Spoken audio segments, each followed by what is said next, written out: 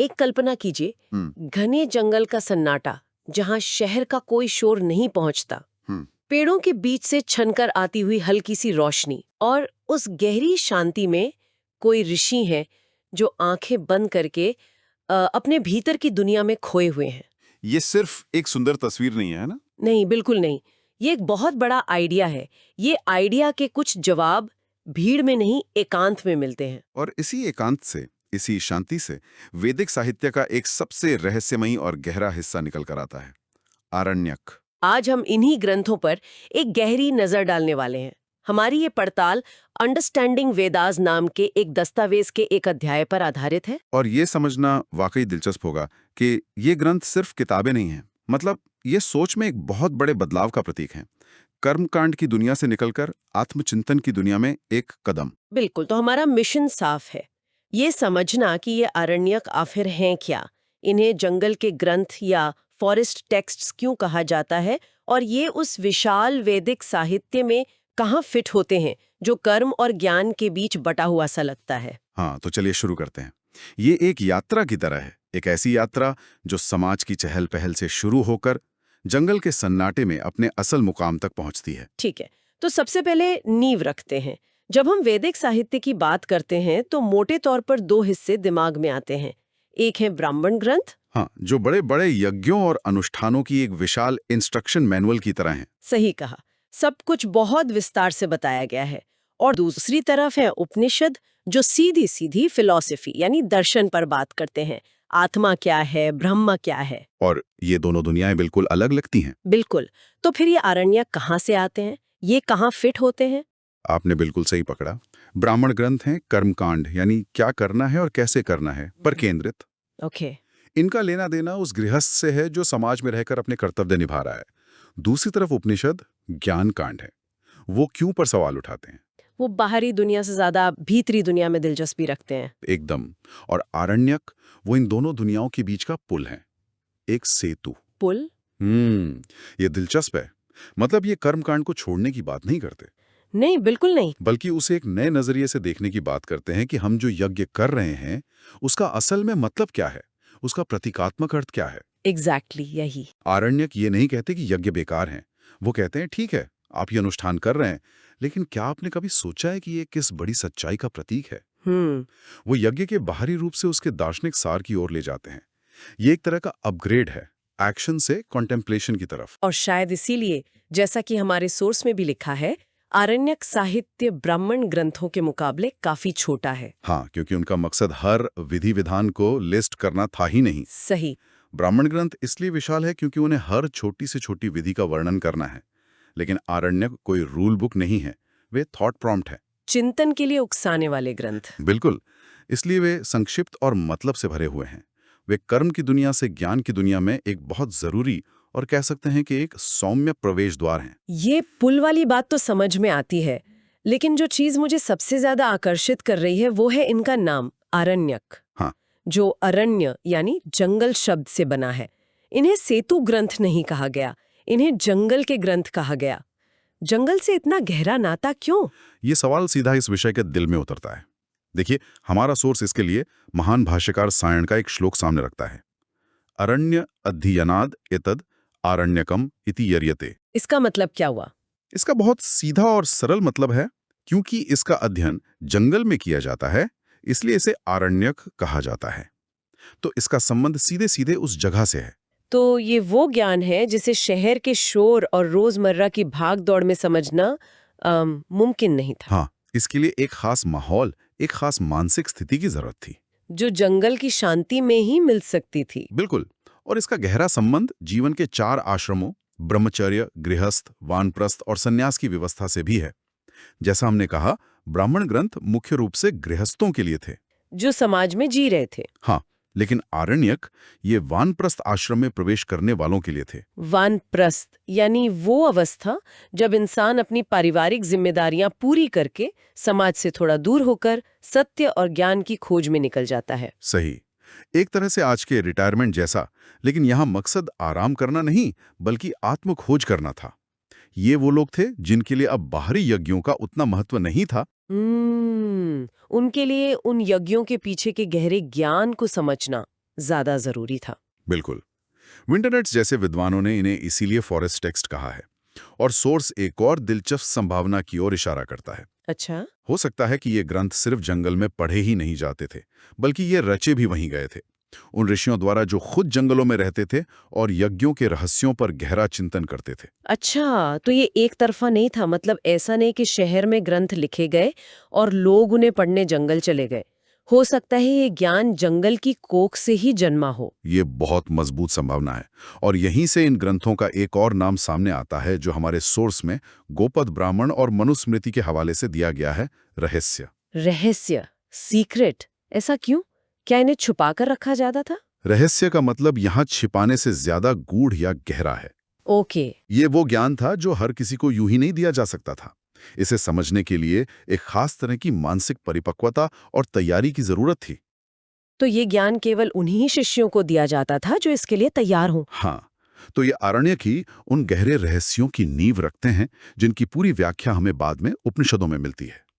तो जंगल का ग्रंथ होना सिर्फ एक जगह की बात नहीं है, ये एक मानसिक अवस्था का भी प्रतीक है।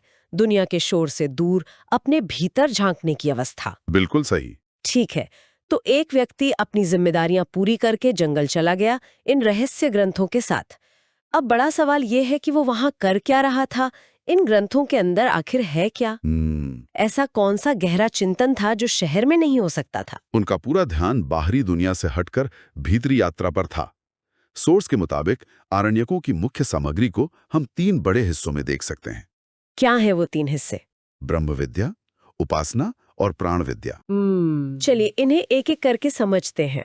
ब्रह्म विद्या, इसका मतलब है ब्रह्म का ज्ञान, यानी वो परम शक्ति जो इस पूरी सृष्टि को चला रही है। हाँ, आरण्यक इस सवाल पर गहरा विचार करते हैं कि इन सारे यज्ञों और अनुष्ठानों के पीछे की असली शक्ति क्या है, और जवाब ब्रह्म में खोजते हैं।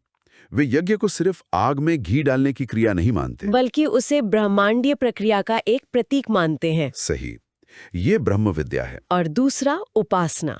अब जब हम उपासना शब्द सुनते हैं तो दिमाग में मंदिर, मूर्ति, पूजा की थाली, ये सब आता है। लेकिन ये ऋषि तो जंगल में थे, तो उनकी उपासना कैसी दिखती होगी? आपका सवाल बहुत अच्छा है। यहाँ उपासना का मतलब कर्मकांड वाली पूजा से बिल्कुल अलग है। ये ध्यान या मेडिटेशन के बहुत करीब है। अच्छा। ये किसी बाहरी देवता की पूजा नहीं, बल्कि अपने ही भीतर उस परम तत्व, उस ब्रह्म पर ध्यान केंद्रित करना है। ये एक मानसिक यज्ञ है। मानसिक यज्ञ? हाँ, जहाँ आपके विचार और आपकी एकाग्रता ही आहुति है। हाँ। आप बाहर कुछ नहीं कर रहे, सब कुछ आपके मन के भीतर हो रहा है। और तीसरा प्राण विद्या, यानी श्वास का विज्ञान। हाँ। ये तो आज के दौर में भी बहुत प्रासंगिक लगता है। बिल्कुल, प्राणायाम और ब्रीदिंग एक्सरसाइज। हाँ। उन ऋषियों ने ये समझ लिया था कि सांस लेना सिर्फ जिंदा रहने के लिए जरूरी एक जैविक क्रिया नहीं है। ये प्राण यानी जीवन ऊर्जा का माध्यम है। तो वो श्वास को नियंत्रित करके मन को नियंत्रित करने के रास्ते खोज रहे थे और चेतना के ऊंचे स्तरों तक पहुंचने। हमारे सोर्स में बृहदारण्यक का खासतौर से जिक्र है, उसमें इन विषयों को कैसे समझाया गया है? हाँ, बृहदारण्यक, जैसा कि इसका नाम ही है, बृहद यानी विशाल, अरण्यक साहित्य का शायद सबसे बड़ा शिखर है। सोर्स बताता है कि इसमें ब्रह्मांड की रचना, परमात्मा की शक्ति, ओम का रहस्य, आत्मा का स्वभाव और जन्म मृत्यु का चक्र जैसे गहरे विषयों को बहुत सरल और सीधी भाषा में समझाया गया है। और इसे मानवीय बनाने के लिए उसमें एक बहुत प्रसिद्ध कहानी है, याज्ञवल्क्य और मैत्रेयी का संवाद। हाँ, वो संवाद तो बहुत मशहूर है। और वो इस पूरी ज्ञान की खोज को एक बहुत ही मानवीय और भावनात्मक रूप दे देता है ना? बिल्कुल। कहानी ये है कि महान ऋषि याज्ञवल्क्य वानप्रस्थ लेने का फैसला करते हैं और जंगल जाने से पहले अपनी संपत्ति अपनी 2 पत्नियों में बांटने लगते हैं। ठीक है। जब वो अपनी पत्नी मैत्रेयी को उनका हिस्सा देते हैं तो मैत्रेयी एक ऐसा सवाल पूछती है जो अमर हो गया। वो पूछती हैं, अगर ये पूरी पृथ्वी धन दौलत से भर जाए और मैं उसकी अकेली मालकिन बन जाऊं तो क्या मैं अमर हो जाऊंगी? और याज्ञवल्क्य कहते हैं नहीं। बिल्कुल। वो कहते हैं तुम्हारा जीवन वैसा ही होगा जैसा अमीर लोगों का होता है, पर धन से अमरता का कोई लेना देना नहीं है। और इस पर मैत्रेयी का जो जवाब है वही आरण्यकों और उपनिषदों की आत्मा है।